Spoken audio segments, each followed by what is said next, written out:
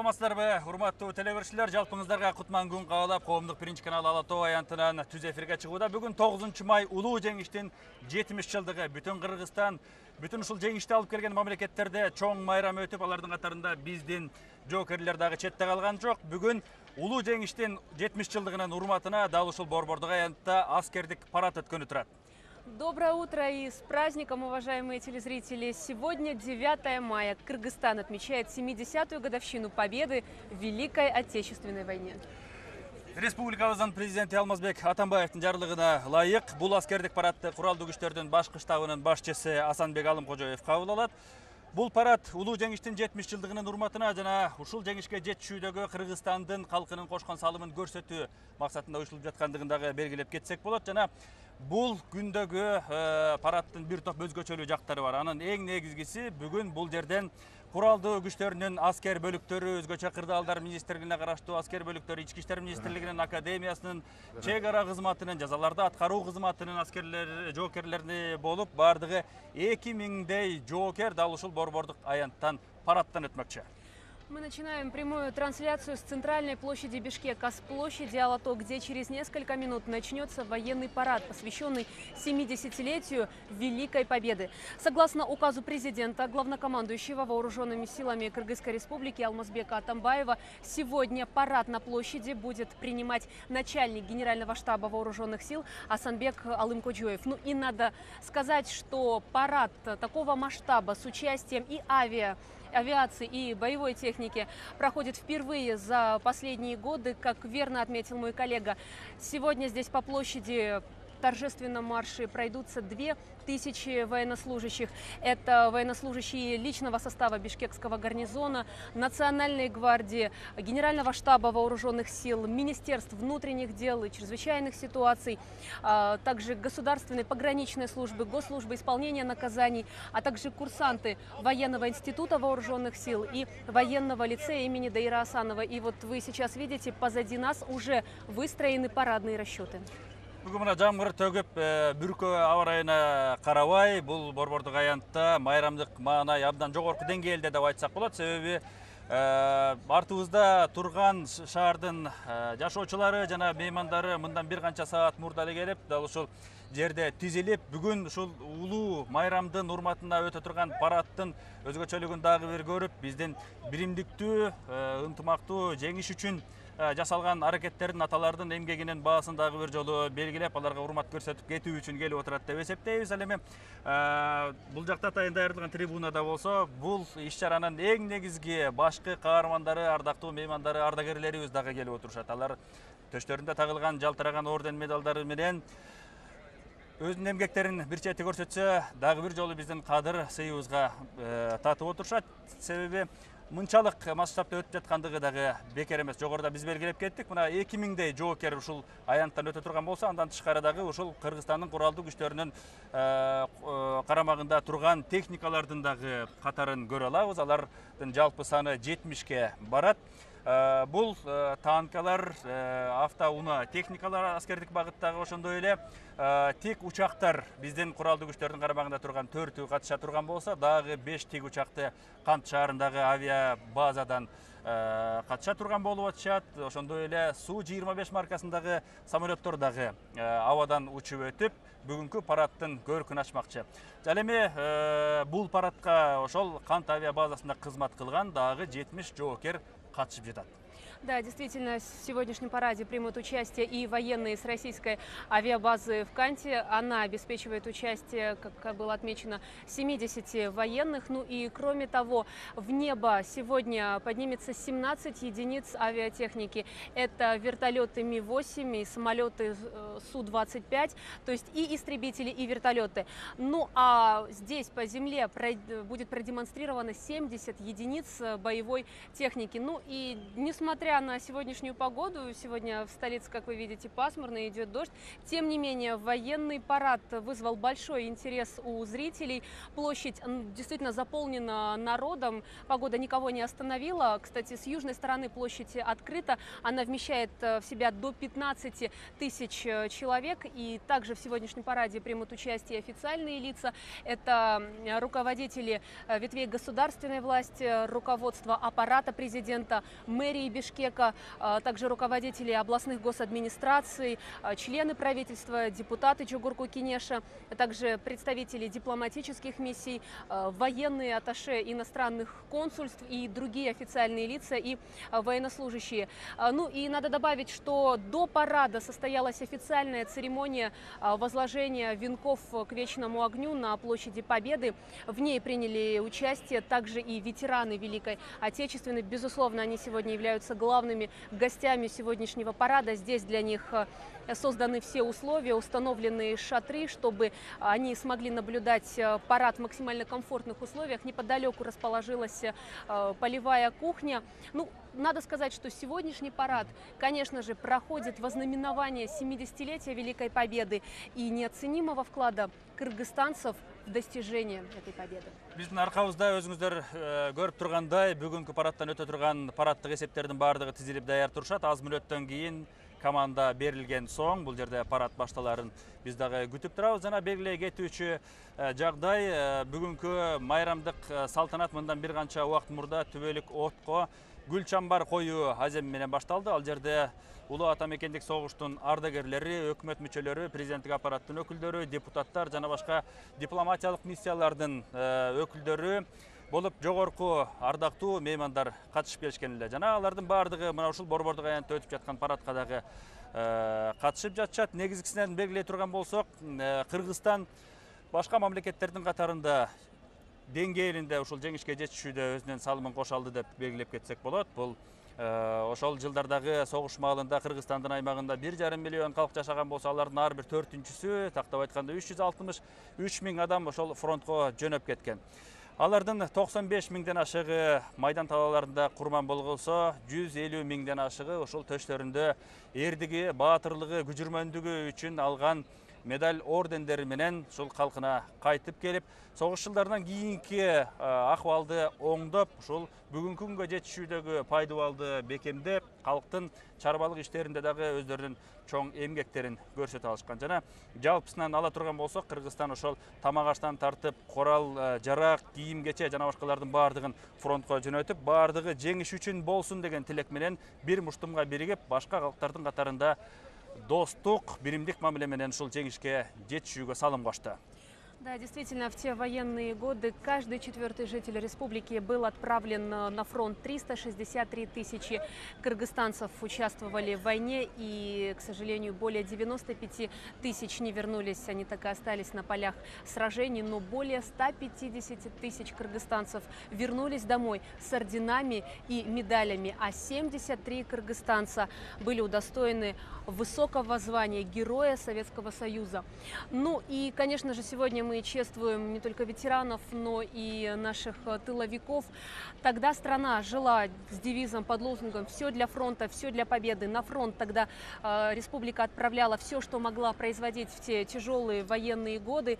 И не надо забывать, что во время войны в Кыргызстан было эвакуировано 140 тысяч человек. Здесь они нашли свой дом. И надо помнить, что 363 тысячи кыргызстанцев были отправлены на войну при 1,5 миллионном населении. Ну и вот буквально несколько минут остается до начала военного парада.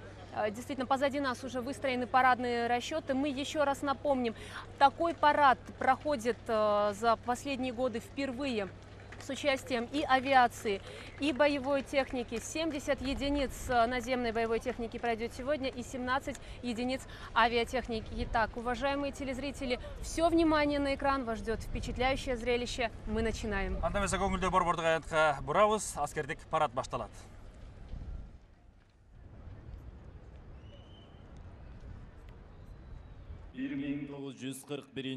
жана 1945 жылдар аралыгында болгон улуу атамекендик согуштун жеңиш күнүнүн 70 жылдығына қарата Ала Тоо аянтында аскердик парадқа Бишкек гарнизонунун аскерлери катарга тизилген. Бүгүнкү парадта 2000 аскер менен офицер, 70 даана аскердик техника, жана 17 даана аскердик учуучу аппарат катышат. Аскердик парадты Кыргыз Республикасынын куралдуу күчтөрүнүн генералдык штабынын башчысынын орун басары, Бишкек гарнизонунун жетекчиси Жаныбек Капаров баштап барууда. Аскердик парадты Кыргыз Республикасынын куралдуу күчтөрүнүн генералдык штабынын башчысы генерал-майор Асанбек Алымкожоев кабыл алат.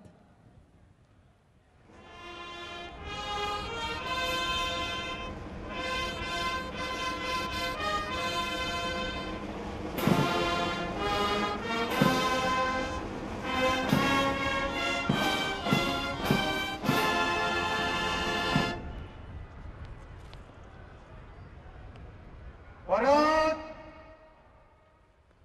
Düstur! Üzdönü! Tolu!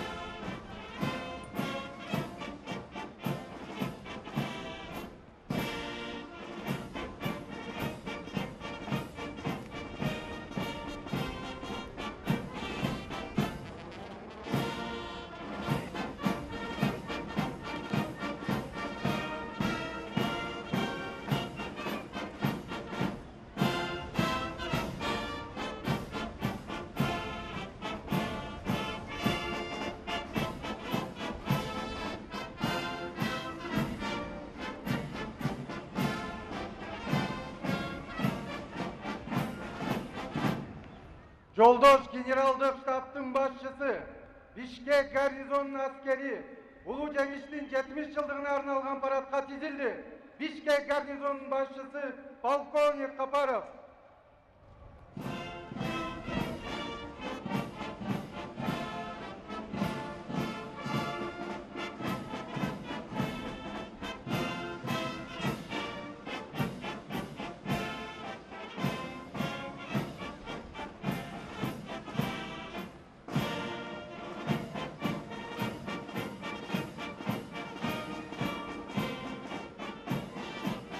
Кыргыз Республикасынын генералдык штабынын башчысы парадтык топторду айланып өтүүдө.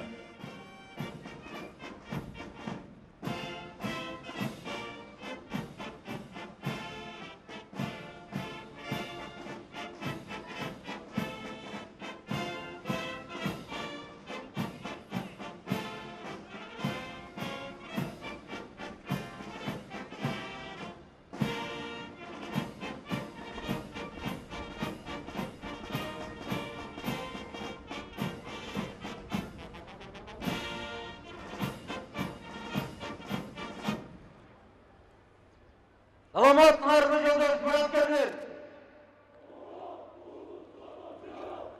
Ulu Cengiz'in 70 yıldır menen kutluktayım.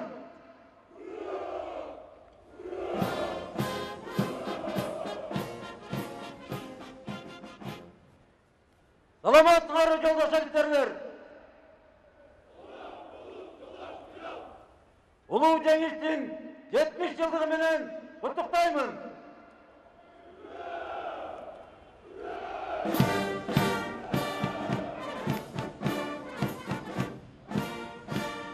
Salamatlarını yoldaş çıkarıcılar.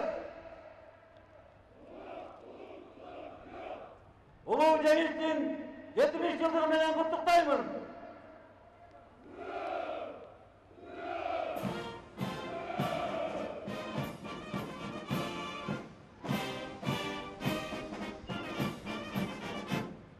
Salamatlarını yoldaş kursantlar. Ulu Cengiz'in 70 yıldır menen kutluktayım.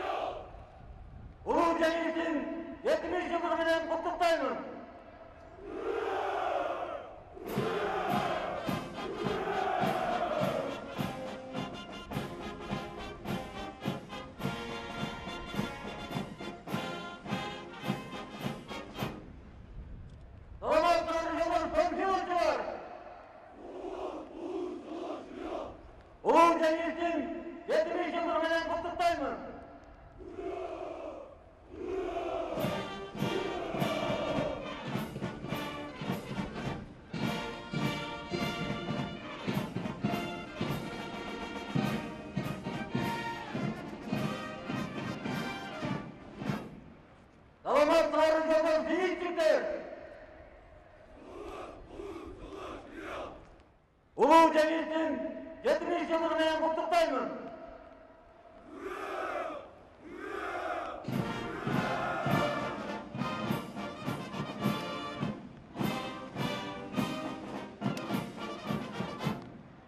Здравствуйте, товарищи летчики! Поздравляю вас с 70-летием победы в Великой Отечественной войне!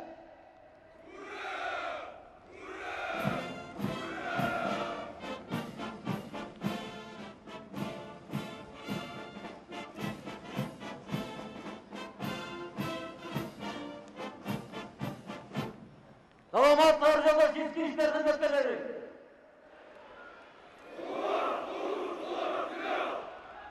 Улуу жеңиштин 70 жылдыгы менен куттуктаймын.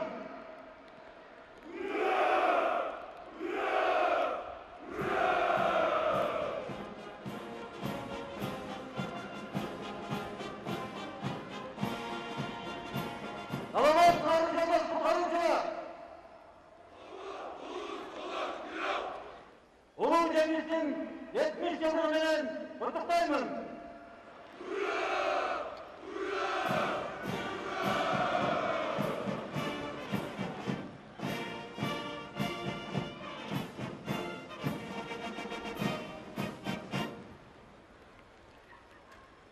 Саламаттар жолдош гвардиячылар! Улуу жеңиштин 70 жылдыгы менен куттуктаймын.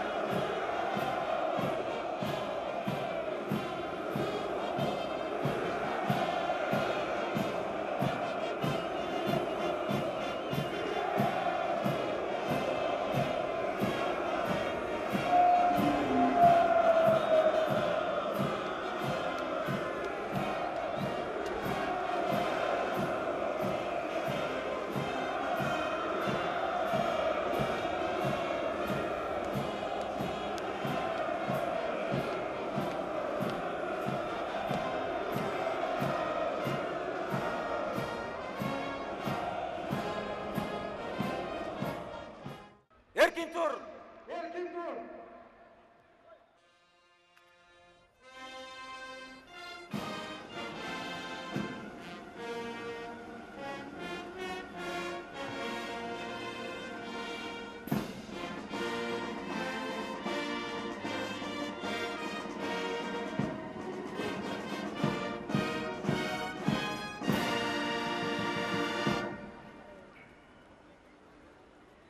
Кыргыз Республикасынын президенти, куралдуу күчтөрдүн башкы кол башчысы Алмазбек Шаршенович Атамбаевдин улуу атамекендик согуштагы жеңиш күнү менен куттуктоосун жарыялаймын.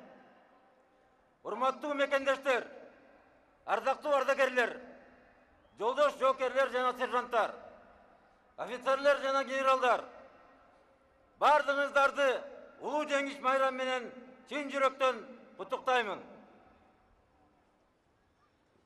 Ардактуу ардагерлер, сиздердин улуу эрдигиңиздердин аркасы менен биз ачык асман алдында бейпил заманда жашап жатканыбызга 70 жыл болду. Сиздер кан майданда өлүмгө тик карап, жеңиш менен кайттыңыздар. Оорукта күн түн дебей эмгектендиңиздер. Дүйнөлүк тарыхтагы эң катаал согушта адамзатты фашизмдей кара тумоодон сактап калдыңыздар. Бизге жашоодогу эң баалуу белекти бейпилдикте жашап, балдарды өстүрүү бактысын тартууладыңыздар. Эркин жашоого, жакшы турмушка жол ачтыңыздар. Кан жыттанган каардуу согуштан улам алыстаган сайын улуу жеңиштин мааниси бийиктеп, даана көрүнүүдө. Чындыгында бул улуу жеңиш жакшылыктын жамандыкты, жарчылыктын қараңғылықты жеңіші, тыныштықтың жана бейпілдіктің салтанаты, миллиондаған адамдардың көз жашы, өмірі, қаны менен келген ұлы жеңіш. Уважаемые соотечественники, дорогие наши ветераны, товарищи солдаты и сержанты, офицеры и генералы, сегодня мы отмечаем 70-летие Великой Победы, всенародный праздник, ставший символом торжества справедливости, неизбежности победы добра над злом, символом непобедимости народа, когда он един, когда сплачивается вокруг благородной цели, когда защищает свою землю, когда борется за свободу и независимость. 4 года продолжалась самая страшная в истории человечества война. Наиболее тяжелые испытания выпали на долю республик бывшего Советского Союза. Тяжелая горечь войны коснулась каждой семьи. Полуторамиллионный Кыргызстан направил на фронт 365 тысяч воинов. Каждый 4-й из них погиб. 150 тысяч вернулись в Кыргызстан с боевыми орденами и медалями. 73 воина-кыргызстанца стали героями Советского Союза. Имена многих наших земляков стали легендарными. Чолпанбай Тулебердиев, Тукубай Тайгараев, Николай Лященко. А подвиг защитников Москвы из знаменитой Панфиловской дивизии почитается во всем мире как символ воинского героизма и самопожертвования. В первые годы войны из России было эвакуировано в Кыргызстан более 140 тысяч человек. Все они нашли на нашей земле хлеб, приют и тепло. Многие из детей блокадного Ленинграда обрели здесь новых родителей. Огромный вклад в победу внесли оставшиеся в тылу старики, женщины и дети. Кыргызстан производил для фронта вооружение, одежду, продовольствие. Сегодня мы вновь склоняем голову перед памятью погибших на фронтах и не доживших до юбилея солдат Великой Отечественной войны, тружеников тыла. Вечная им слава! Низкий поклон вам, дорогие ветераны войны, за то, что вы с нами, за то, что вы помогаете беречь мир, остаетесь для молодежи примером мужества и крепости духа. Дорогие соотечественники, Кыргызстан – миролюбивое государство, страна свободных людей, но празднуя 70-летие Победы, мы не должны забывать уроки Великой Отечественной войны. Помнить, что мирный труд граждан надо защищать. Кыргызстан продолжит укрепление собственных вооруженных сил перед лицом реально существующих сегодня угроз терроризма и экстремизма. Мы обязаны оберегать мир, основанный на безопасности и справедливости. Кыргызстандын куралдуу күчтөрүнүн жоокерлери, кылымдарды карыткан кыргыз эли эзелтен жоопкерчиликти, намысты туу туткан, тизилеп жашагандан тикесинен тик туруп өлгөндү артык көргөн. Силер ошол байыркы бабаларыбыздын улуу салттарын татыктуу улантуучу жоокерсиңер. Ар дайым элибизди, мамлекетибизди, улуттук кызыкчылыктарыбызды коргогонго даяр болгула. Кыргызстан эли учурда кайра жаралуу доорун баштан өткөрүп, келечекке зор ишеним артып турат. Биз көп сыноодон өтүп, адилеттүү, эркин мамлекет курууну кенен жолуна түштүк. Кыргызстандын келечеги кең, элибиздин жакшы турмушка, адилеттүү мамлекет курууга умтулуусун эч бир күч майтара албайт. Эгемен Кыргызстандын куралдуу күчтөрүнүн каарман жоокерлери жеңишчил, жаратман муундун салттарын татыктуу улантып, тынчтыктын, коопсуздуктун сакчылыгында бекем турасыңар деп ишенемин. Улуу урматтуу согуштун жана эмгектин ардагерлери, сиздердин муун жеңүүчүлөрдүн жана жаратмандардын мууну, эрдиктин, кайраттуулуктун жана каармандыктын бийик үлгүсү, мекенчилдиктин жана руханий тазалыктын мисалы. Өз жашооңор менен бизди мекенди ардактап, ага кызмат кылууга үндөп келесиздер. Эмгекчилдикке жана сабырдуулукка, бийик максаттарга, калыс жана жөнөкөй болууга чакырып турасыздар. жеңіш майрамында бардыңыздарға улуу ердіңіздер жана кайратман эмгегиңиздер үчүн терең ыраазычылык билдирем. Сыймыгыңыз болуп көп жашагыла, ар дайым жакшылыктын үстүндө жүрүңүздөр.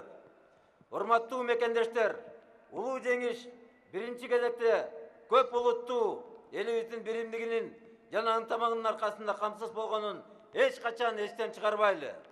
Достугубузду, эл ынтымагын арттыралы. Ынтымак, тынчтык жана туруктуулук эгемендүү Кыргызстандын жаркын келечегин камсыз кылууда эң негизги шарттардын бири экендигин унутпайлы. Даңктуу тарыхыбызды урматтайлы. Улуу муундун өлбөс өчпөс эрдигин эч качан эстен чыгарбай, алардын жолун татыктуу уланталы. Ардактуу ардагерлерибизди камкордукка алып, алардын татыктуу жашоосу үчүн бардык шарттарды түзөлү. Бардыңыздарды чын ден соолук, узак өмүр жана бакубат турмуш каалайм. Кыргызстаныбыз тынчтыкта жана биримдикте гүлдөп өнүгө берсин.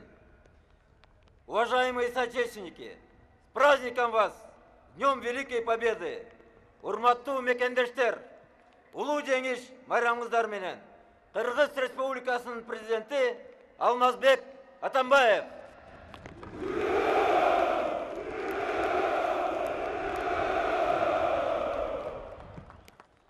Куттуктоо сөзү Кыргыз Республикасынын Жогорку Кеңешинин төрагасы Жээнбеков Асылбек Шариповичке берилет.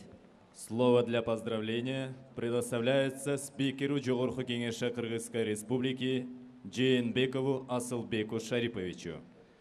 Ассаламу алейкум, урматтуу ардагерлер, урматтуу жоокерлер. Саламатсыздарбы, ардактуу мекендештер. Сиздерди Кыргыз Республикасынын Жогорку Кеңешинин атынан улуу жеңиштин 70 жылдыгы менен чын дилимден куттуктайм. Советтер Союзунун элдери теңдешсиз батырдык жана каармандык менен адамзаттын тарыхында болуп көрбөгөн кубаттуу жана мыкаачы душманды токтоткон жана аны жеңген. Ушул улуу жеңишке көп улуттуу Кыргызстан өзүнүн татыктуу салымын кошкон. Бул согуш ар бир кыргызстандыктын үй бүлөсүнө залакасын тийгизген. Жашы жеткен эркек адамдардын дээрлик баары фронтко аттанышкан. Биздин мекендештерибиз душмандан жалтанбай, өлүмгө тик карап, чыныгы батырдыктын үлгүсүн көрсөткөн. Жеңиш үчүн душмандын танкын талкалап, Дүйшөнкул Шопоков өз өмүрүн кыйган. Жеңиш үчүн ок чачып турган амбразураны тосуп, Чолпонбай Тулебердиев өз өмүрүн берген. Жеңиш үчүн самолету менен душмандын аскердик базасын жардырып, Исмаил Таранчиев ажалга тик караган. Мына ушундай эрдиктер аркылуу гана улуу жеңишке жеткенбиз. 70 жыл өтсө да баары тең эсибизде. Бүгүн кан майдандан кайтпай калгандардын, согуштан аман келип, кийин көзү өткөн ардагерлердин элесине таазим кылабыз. Азыр арабызда аман жүргөн ата-энелерибиздин эрдигине сыймыктанабыз. Аларга чын дилибизден ыраазылыгыбызды билдиребиз. Оруктагылар да баары майдан үчүн, баары жеңиш үчүн ураны менен иштешкен. Согушка барбаса да кан ордуна маңдай терин төгүшкөн. Согуш кезиндеги жашоонун бардык түйшүгүн өз мойнуна көтөрүшкөн. Кары картаңдар, апа-энелер, келин кыздар, окуучу балдар жеңиш күнүнүн жакындатуу үчүн жан үрешкөн. Бүгүн оруктун батырларына чын жүрөктөн бардыгыбыз рахматыбызды айтабыз. Урматтуу мекендештер, биз согуштун трагедиясын өз башынан өткөргөн, жеңиштин жана эркиндиктин баа баркын билген элбиз. Биз денебизде Манас бабабыздын каны жүгүргөн, эркиндикти туу туткан журтпуз. Кийинкеле 2200 жыл ичинде Кыргыз эли нечен ирет мамлекеттүүлүгүн жоготту.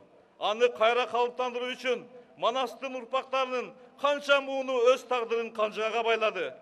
Жүрөгү дайыма эркиндик, көз карансыздык деп согуп турду. Ушул максатына Кыргыз эли 24 жыл мурда жетти.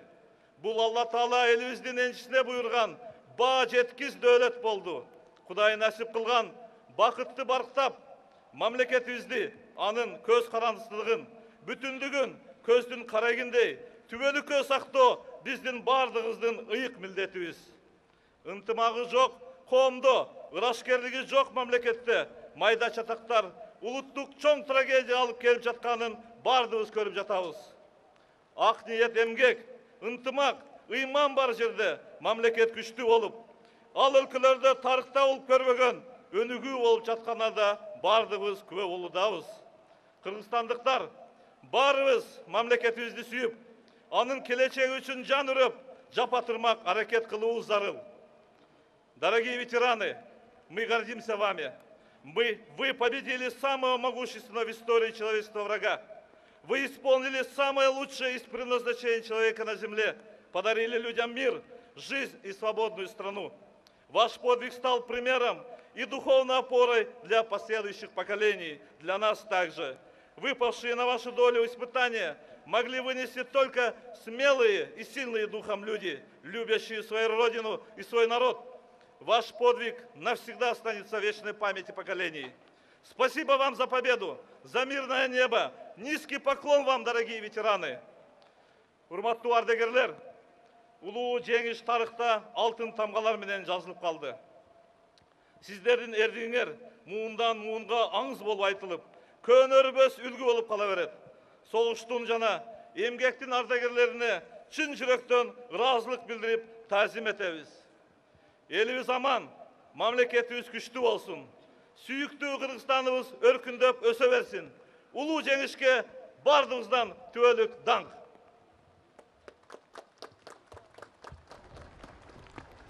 Сөз Кыргыз Республикасынын премьер-министри Сариев Темир Аргимбаевичке берилет. Слово предоставляется премьер-министру Кыргызской Республики Сариеву Темиру Аргимбаевичу. Кымбаттуу улуу ата мекендин согуштун ардагерлери жана тылдын эмгекчилери, урматтуу мекендештер, сиздерди улуу жеңиштин 70 жылдыгы менен чын жүрөктөн куттуктайм. Учурда бул маараке ар бир топ иш-чаралар өлкөбүздүн ар кайсы булуң бурчунда өткөрүлүп жатат. Алардын эң негизги максаты миңдеген чакырымдар алыста 5 жыл бою узакка созулган 1418 күндүк кандуу согушта чексиз азаптарды, көптөгөн жоготууларды алтын баштарынан кечирүү менен чоң аталарыбыз, агаларыбыз бизге бүгүнкү бактылуу турмушубузду тартуулагандыгын унутпай, баалап, аларга ыраазычылыгыбызды билдирип туруу. Бул биздин жана кийинки муундун ыйык парзы. Улуу жеңиш күнү бүткүл адамзаттын тагдырын чечкен өзгөчө күн болуп саналат. Боордош элдер менен бирге күрөшкө чыккан Кыргызстан элинин улуу жеңишке кошкон салымы зор. Алардын ысымдары улуу ата мекендик согуштун тарыхында алтын тамга менен жазылып калды. Улуу ата мекендик согушта өзгөчө эрдик көргөзүп, дүйнөгө атагы чыккан 316 аткычтар дивизиясы согуштун жүрүшүн өзгөрткөнгө жетишкен. 41 жылдын 16 ноябрында жердешибиз Кыргызстандын аскер комиссары генерал-майор Иван Панфилов командачылык кылган аталган дивизиянын 28 баатыры Волоколамск шаарында жакын Дубосеково резесинде душманга каршы 4 саат бою салгылашкан. Натыйжада 28 баатырдын 23-ü курман болгон. Бул топтун кенже саясий жетекчиси Клочков Диевдин уруш алдында айткан: Россия кең, бирок чегинүүгө жер жок. Артыбызда Москва деген сөзү Москванын коргоочулар үчүн ураанга айланган. Биз сыймыктана турган дагы бир топ жердештерибиздин согуштагы эрдиги, атак даңкы дүйнө жүзүнө тараган. Атап айтсак, кыргызстандык жоокер панфиловчулар Дүйшөнкул Шопоков, Григорий Петренко, Николай Абанев, Григорий Шемякин, Иван Москаленко, Григорий Конкин жана башкалар. Ошондой эле СССРдин баатыры деген бийик наамга татыктуу болгон, бүгүн аттарын атып кетүүгө арзыган бир топ жердештерибиз бар. Алардын ичинде элибиздин чыныгы сыймыгы Чолпонбай Төлөбердиев, Дайыр Асанов, Титов, Ашырбай Коенкөзов, Анварбек Чорткеев, Садык Алиназаров, Калинур Үсенбеков жана башкалар.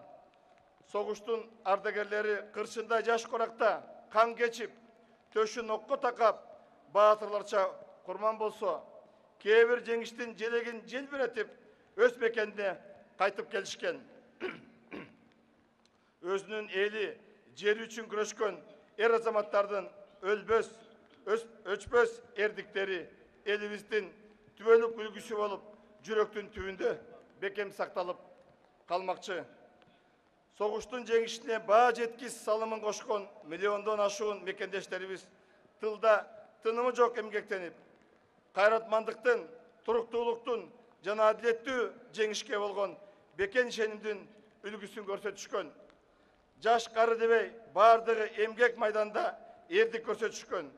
Кенедей балдар талаада машак теришип, 12-13 жаштагы эрежеге жетелек балдар бою жетпесе да станокко туруп 12 саат тынымсыз иштегендери кантип элдин эсинен чыгып кетет. Бул баатырлык азыркы балдарга жана кийинки урпактарыбызга чоң сабак болууга тийиш. Улуу ата мекендик согуш жылдарында кыргызстандык жоокерлердин көрсөткөн эрдигин жана баатырдыгын эстөө, сактоо жана түбөлүккө калтыруу өсүп келе жаткан муунда жарандык атуулдук сезимди тарбиялоо биздин эң негизги максатыбыз жана милдетибиз. Урпактар үчүн жанын аяшпай согушта эрдик көрсөтүп келген бардык аталарыбызга түбөлүк даңк. Согуш майданында шейит кеткендердин барын элесине ийилип таазим кылып, аларды ар дайым эскерип турушубуз зарыл. Бул тууралуу акын Түмөнбай Байзаковдун мындай сөздөрү эске келет.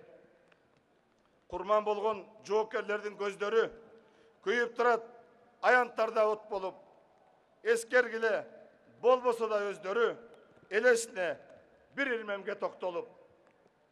Урматтуу мекендештер, 8 майда мамлекет башчыбыз Москвада, Кремльде Кыргызстандын Евразиялык экономикалык биримдикке кирүү боюнча чоң документке кол койду. Мен ушул улуу майрам, улуу чоң жеңиш менен бардыгыңыздарды куттуктап кетким келет. Дорогие ветераны Великой Отечественной войны и труженики тыла, поздравляю вас с этим замечательным, светлым праздником 70-летием Победы. Желаю вам, дорогие ветераны, доброго здоровья и благополучия, бодрости и оптимизма, успехов в деле воспитания подрастающего поколения, на традициях верного и самоотверженного служения Кыргызстану. Спасибо за жизнь, которую вы нам подарили. Спасибо вам за мир на земле. Еще раз вам низкий поклон, дорогие ветераны. Урматтуу, кадырлуу согуштун ардагерлери жана тылдын эмгекчилери, сиздер ажал отун кечип, биздин келечегибиз үчүн көрөшкөнүңүздөргө терең ыраазычылыгыбызды билдиребиз. Биз согуштан кийин төрөлүп, анын запкысын тартпай, гүлдөгөн эркин өлкөбүздө жашаганыбыз үчүн башыбызды ийип, сиздерге таазим кылабыз. Арабызда опол тоодой тирек болуп жүрө бериңиздер. Биз сиздерге чын ден соолук, күч кубат жана бакубат жашоо каалайбыз. Майрамыңыздар менен, урматтуу мекендештер.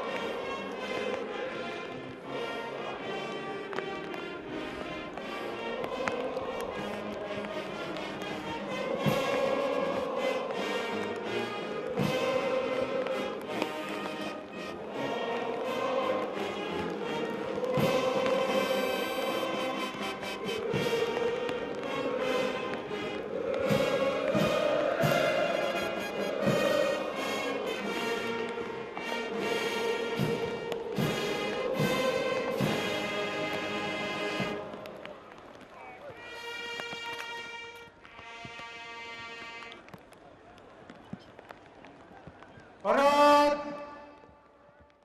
Төз тұр! Салтанатты жүрішкі!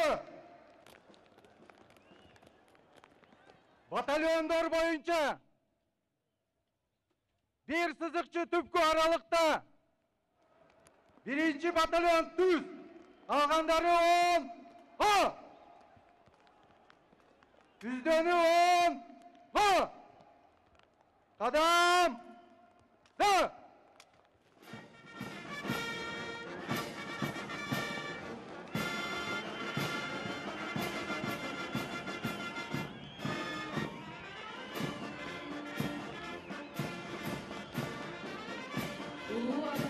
Соғыштағы жеңіштен 70 жылдығына арналған аскердік жүрішті Қырғыз Республикасының құралды күштерінің құрама оркестрі қоштоды. Парадтық топты оркестрдің басшысы жана башқы дирижеру Жуматай уулу Дастан жетектөөдө. Мамлекет басшыларының жолугушуулары, чет элдик өкүлдөрдү тосуу жана маанилүү мамлекеттик иш-чаралар бул оркестрдин коштоосусуз өтпөйт.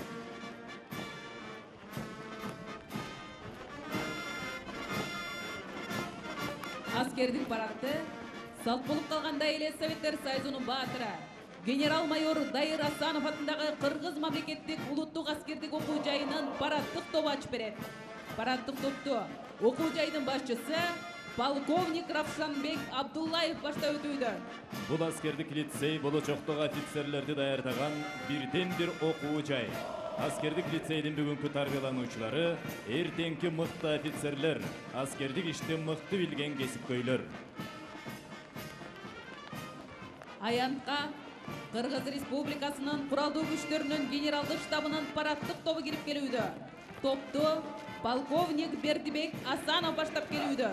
Кыргыз Республикасынын куралдуу күчтөрүнүн генералдык штабы куралдуу күчтөрдүн бардык борбордук жана жергиликтүү аскер мекемелерин башкаруучу жогорку аскердик орган. Азыр аянтка Кыргыз Республикасынын мамлекеттик чегара кызматынын аскердик тобу келе жатат.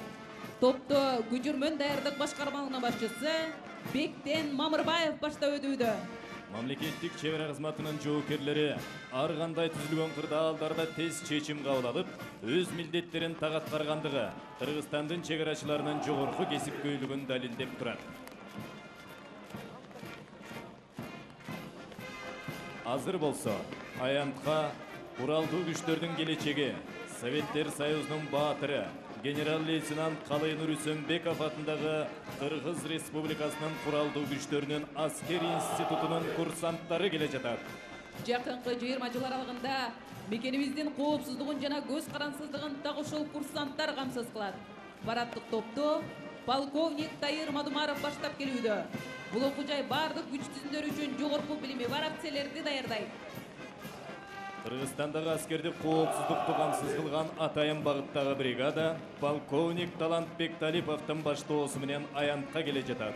Бригада Скорпион деген ысым менен белгилүү. Бул бөлүм Кыргыз Республикасынын куралдуу күчтөрүнүн генералдык штабынын элитасы. Бул бригада президенттин аскердик каармандык эмпели менен сыйланган. Атайын багыттагы Скорпион аскер бөлүмү мыйзамсыз куралданган эл аралык топторду жок кылууда жана өлкөнүн түштүк аймагындагы башламандыкты жоюуда Күчүрмөн даярдыктагы мыкты жыйынтыкты көрсөткөн. Борбордук аянтка салтанаттуу жүрүш менен Михаил Фрунзе атындагы гвардиялык мотоаткычтар бригадасынын аскерлери кирип келе жатат. Бул топ легендарлуу Панфилов дивизиясынын курамына кирет. Парадтык топту аскердик бөлүктүн командири полковник Максут уулу Жаныбек баштап өтүүдө. Учурунда Кызыл армиянын курамындагы алгачкы аскердик түзүлүш катары тарыхта белгилүү. 1918 жылдан бери дүйнөдө аты дүңгүрөп чыккан дивизия.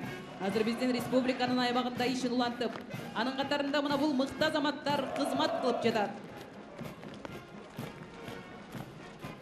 Аянтка бирдей кадам таштап келе жаткан бул азаматтар 3-чү даражадагы Суворов жана Кызыл Туу орденинин ээси, абадан коргонуу күчтөрүнүн зениттик ракеталык бригадасы. Парадтык топту полковник Айни Алтынбеков баштап өтүүдө. Аянтка Салтанаттуу кадам таштап жамааттык коопсуздук келишиминин уюмунун курамына кирген Россия Федерациясынын Кант авиабазасынын парадтык тобу кирип келди. Аскердик топту базанын командири, 1-класстагы учкуч, полковник Игорь Мордовкин баштап өтүүдө. Жеңиш парадына катышуу укугуна базанын эң мыкты офицер жана прапорщиктери ээ болгон. Аянтка милициянын генерал-майору Эргеш Алиев атындагы Кыргыз Республикасынын Ички иштер министрлигинин академиясынын парадтык тобу кирип келди. Парадтык топту милициянын подполковниги Шайбек Жумашев баштап келүүдө. Кыргыз милициясынын алгачкы генерал-майору Эргеш Алиевдин атын алып жүргөн бул академия ички иштер органдарынын, анын ичинде министрликтин башкаруу жана илимий педагогикалык түзүмдөрүнө жогорку квалификациялуу адистерди даярдаган жогорку окуу жайлар түзүмдөрүндөгү жападан жалгыз окуу жай. Аянтка Кыргыз Республикасынын өкмөтүнүн алдындагы жаза аткаруу мамлекеттик кызматынын коргоо департаментинин парадтык тобу кирип келүүдө. Парадтык топтун башында полковник Багыт Базарбаев баштап келет. Бүжүрмөн салттардын байтарфат департаменттин бөлүкчөлөрү өтө маанилүү объекттерди кайтарат.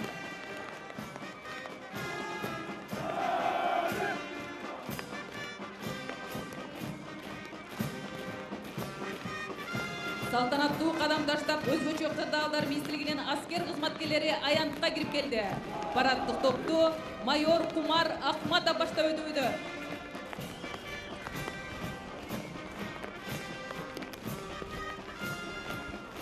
Аянтка салтанаттуу кадам таштап, Улуттук гвардиянын парадтык топтору кирип келүүдө. Парадтык эсептерди Улуттук гвардиянын башчысынын орун басары полковник Исламбек Кенжекулов баштап өтүүдө. Кыргыз Республикасынын президентинин токтомунун негизинде 2014-жылы коргоо министрлигинин алдындагы Улуттук гвардиянын жана ички иштер министрлигинин ички аскерлеринин бөлүктөрүн бириктирүү жолу менен Кыргыз Республикасынын Улуттук гвардиясы түзүлгөн. Гвардиячыларда кесипкөйлүк, жогорку күчүрмөндүүлүк, мыкты атайын даярдык айырмалап турат. Улуттук гвардиянын атайын багыттагы пантера тобу парадтык жүрүштү жыйынтыктоодо. Кыргыз Республикасынын куралдуу күчтөрү коопсуздукту камсыз кылуунун кайталангыс үлгүсү болуу менен бирге азыркы мезгилде аскердик жаңы реформа жүргүзүүнүн үстүндө иш алып барууда. Ал реформа боюнча генералдык штаб куралдуу күчтөрдүн башкы кол башчысынын колдоосу менен аскердик түзүмдөрдү заманбап аскердик техника менен камсыз кылуу, аскер кызматкерлеринин социалдык абалын жакшыртуу жана кадрдык маселелерди чечүү иштерин колго алууда. Реформанын жыйынтыгы менен жакынкы мезгилде өлкөнүн куралдуу күчтөрү чакан, мобилдүү жана заманбап үлгүдөгү техника менен камсыз болгон, мамлекеттин коопсуздугун жана көз карансыздыгын камсыз кыла ала турган аскердик уюм түзүлүшү керек. Оркестр техника өтүү үчүн арткы сызыкка өтүп жатат.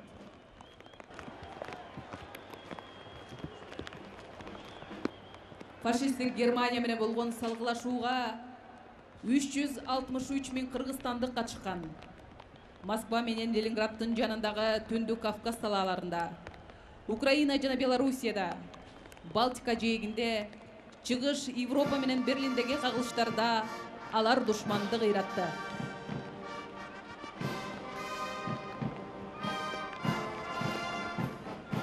Чыдамдуулук, баатырдык, эрдик жана кайрат көрсөткөндүгү үчүн Кыргызстандын 150 миң аскери орден жана медалдар менен сыйланышкан. Алардын ичинен 3-чү даражадагы 29 даңк орденинин кавалерлери. Ал эми 71 кыргызстандыкка Советтер Союзунун баатыры наамы ыйгарылган.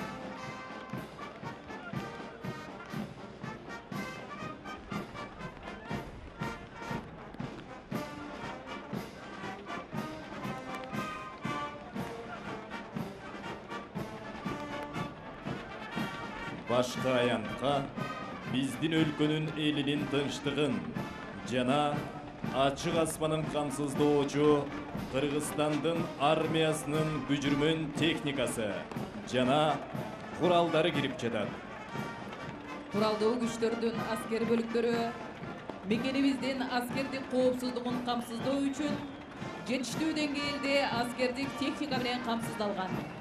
Башкы аянтта биринчилерден болуп улуу ата мекендик согушта күчүрмөн кызматын өтөгөн аскердик техникалар сиздердин алдыңыздардан өтүүдө.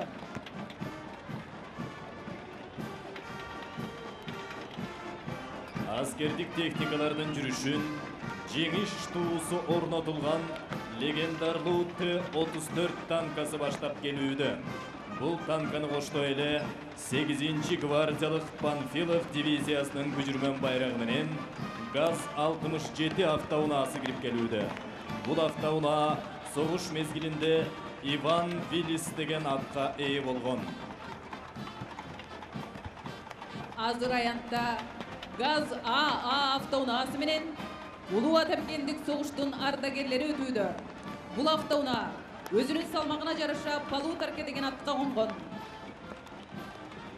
Легендарлуу көчүрмөн аскер техникалардын колоннасын УАЗ автоунааларынын тобу жыйынтыктоодо. Панфилов дивизиясынын бөлүктөрүнүн көчүрмөн байрактары орнотулган. Бул автоунаалар менен ардагерлер өтүп жатат.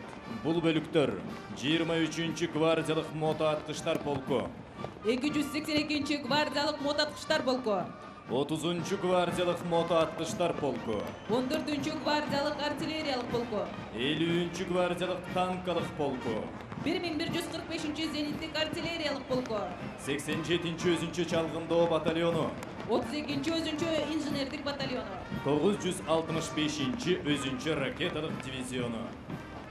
Параттын жүрүшүн абадан коргонуу күчтөрүнүн аскердик техникасы улантат. Абадан коргонуу күчтөрүндө көчүрмөн күзөттө турган С-125, С-75, Стрела-10 зениттик ракеталык комплекстери өтүп жатат.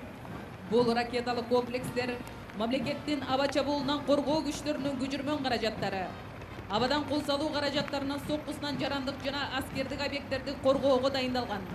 Кыргызстандын аба чабуулунан коргоо күчтөрү өлкөнүн аба мейкиндигин коргоо боюнча көчүрмөн тапшырманы аткарат. Абадан коргонуу күчтөрүнүн параттык эсебинин жүрүшүн өзү жүрүүчү 23 мм Зу-23-4 зениттик орнотмолору жыйынтыктоодо. Бул орнотмо аба буталары менен күрөшүү боюнча күчтүү каражат.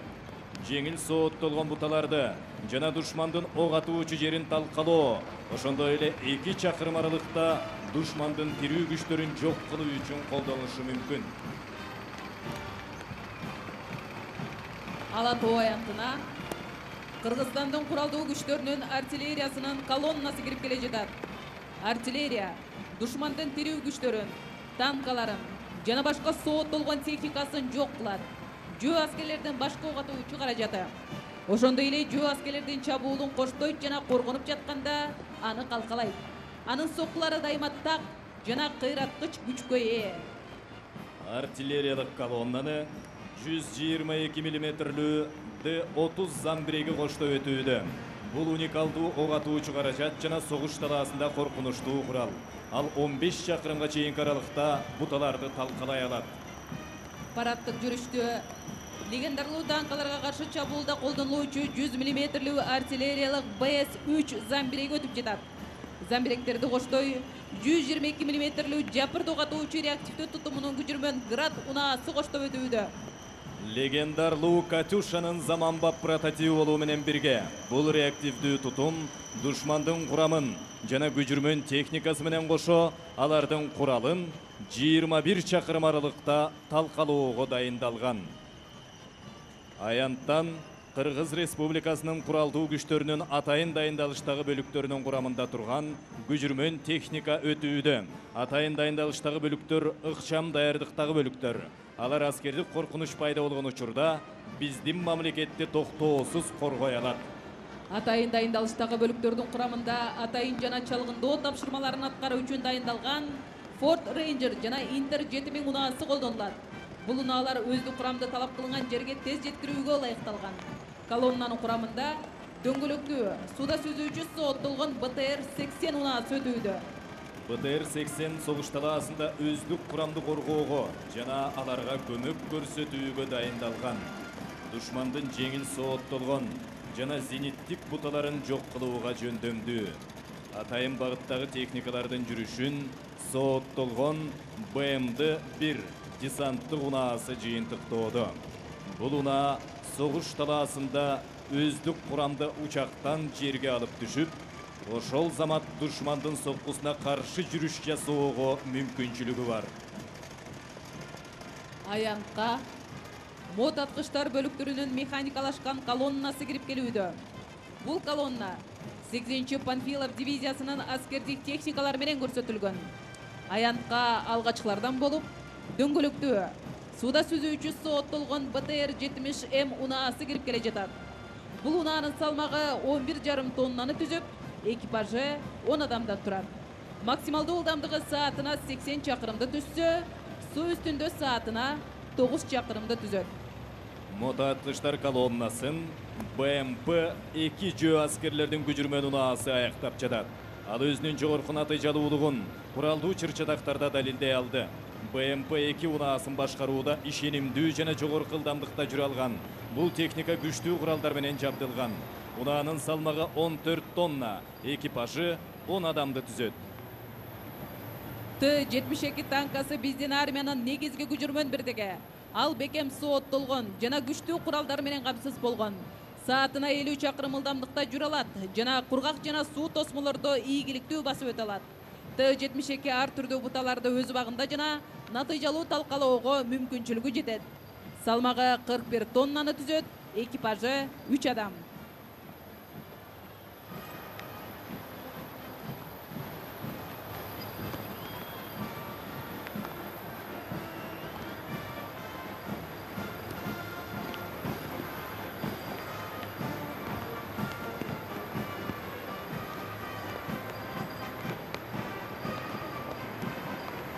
Куралдуу күчтөрүнүн авиациясы, учуу жана инженердик техникалык куламды даярдоо, учуудагы коопсуздукту камсыз кылуу, аэродромдук техникалык жана орукту камсыз кылууну уюштуруу милдетин аткарат.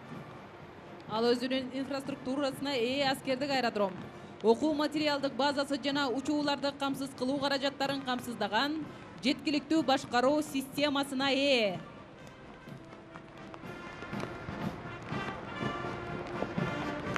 Улуу атамекендик согуштагы жеңиштин 70 жылдыгына арналган аскердик парадтын аба мейкиндигиндеги бөлүгүнүн жүрүшү башталууда.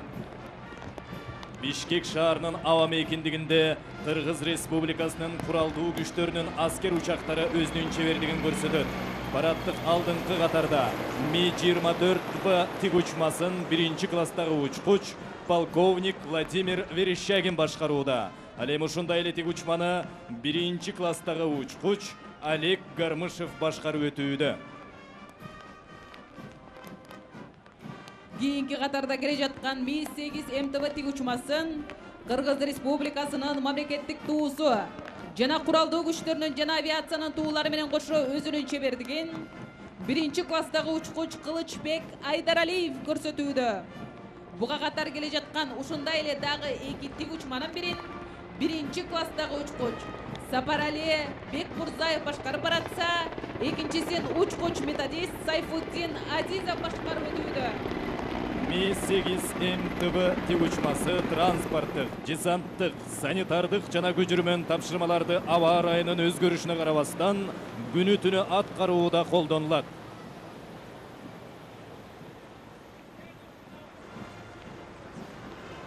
Азыр сиздер Кыргыз Республикасынын Кант шаарында жайгашкан Россия Федерациясынын куралдуу күчтөрүнүн борбордук аскер округунун абадан кол салуудан коргонуу жана аскер аба күчтөрүнүн 2-чи командачылыгынын авиациялык техникаларын көрүп жатасыздар. Ми-24 тиг учмасын Мели конструктордук бюросу иштеп чыккан. Ал аскерлер бөлүктөрүн абадан колдоого дайындалган. Аянттын үстүнөн Ми-8 тиг учмалары учуп өтүүдө. Тиг учмалардын жетектөөчүсү 1-чи класстагы учкуч, звенонун командири майор Артем Рыжиков. Ми-8 тиг учагында Мил конструктордук бюросунда иштелип чыккан көп максаттуу транспорттук күчүрмөн тиг учма. Бул тиг учма ар түрдүү спектрдеги аскердик жана жарандык тапшырмаларды аткаруу үчүн кеңири колдонулат. Азыр аянттын үстүнөн парадтык катарда Су-25 үлгүсүндөгү учак менен Россия Федерациясының қант авиабазасының ұшқыштары учу өтуді. Топты жетектөөчү базаның командирінің орынбасары, 1-ші класстағы учкуч подполковник Александр Яковлев. Учақтардың учуу бийиктиги 400 метр, ылдамдыгы саатына 500 чакырым, алардын арасындағы аралык 20 метр.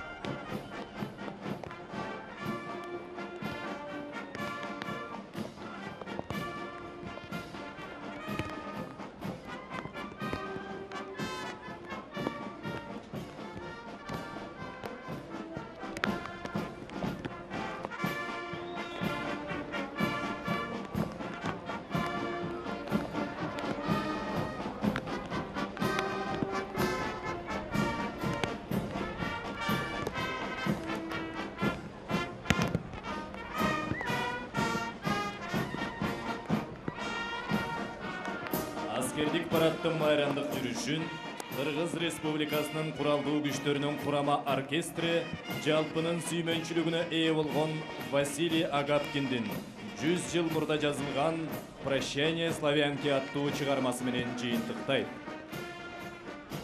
Кымбаттуу согуштун жана ооруктун ардагерлери. Сиздер 70 жыл мурда биздин өлкө жана бүтүндөй жер жүзү үчүн тынчтыкты жеңип бердиңер. Ал кездеги жеңиштин чыныгы майрамын майрамдоо бактысы бир гана сиздерге буйруган. Жеңиш сиздердин колуңуздар менен келген. Урматтуу ардагерлер, сиздерге бекем ден соолук, узун өмүр, өсүп келе жаткан муунду мекенге берилип кызмат кылууга тарбиялаган опол тоодой эмгегиңиздерге ийгилик каалайбыз. Душман менен болгон салгылаштарда, согуш талааларында курман болгон аскерлер түбөлүк унутулбайт. Бардык кыргызстандыктарда жана жалпы дүйнө коомчулугун улуу жеңиштин 70 жылдыгы менен куттуктайбыз. Сүйүктүү мекенибизде тынчтык жана жакшылыкты каалайбыз. Согуштун жана ооруктун ардагерлерине ден соолук, амандык жана узун өмүр каалайбыз. Улуу жеңиш майрамыңыздар кут болсун. Сиздерге даңк, бизге арнаган өмүр үчүн, жер жүзүнө орногон тынчтык үчүн сиздерге таазим. Улуу жеңиштин 70 жылдыгына арналган мааракелүү парадтагы жыйынтыктап отурабыз. Бул жерде 2000ден ашык жоокер, 70тен ашык техниканын коштоосунда биз өзүбүздүн ардагерлерди терең урматтап, терең сыйлап жатканыбызды жана аларга карата жакшы каалоо тилектерибизди билдирүү менен мындан ары дагы алар баштап берген жолду, мекендин ынтымагы, мекендин эртеңкиси бекемдиги үчүн кызмат кыла турган биздин жоокерлерибиз бар экендигин көрсөтө алдык деп ойлойбуз. Жалпыңыздарды бүгүнкү майрамыңыздар менен өзгөчө ардагерлерди чын дилден куттуктап, бакубат жашоо, бекем ден соолук, бактылуу күндү каалайбыз. Уважаемые телезрители, вот и завершился военный парад, посвященный 70-летию победы в Великой Отечественной войне. Мы еще раз поздравляем наших дорогих ветеранов и тружеников тыла с этой замечательной датой. Мы желаем вам здоровья, и мы гордимся вами, гордимся своей историей. Уважаемые телезрители, ну а наш эфир на этом завершен. Мы благодарим вас за внимание и всех еще раз с праздником, с Днем Победы. Майрамыңыздар менен. Cool.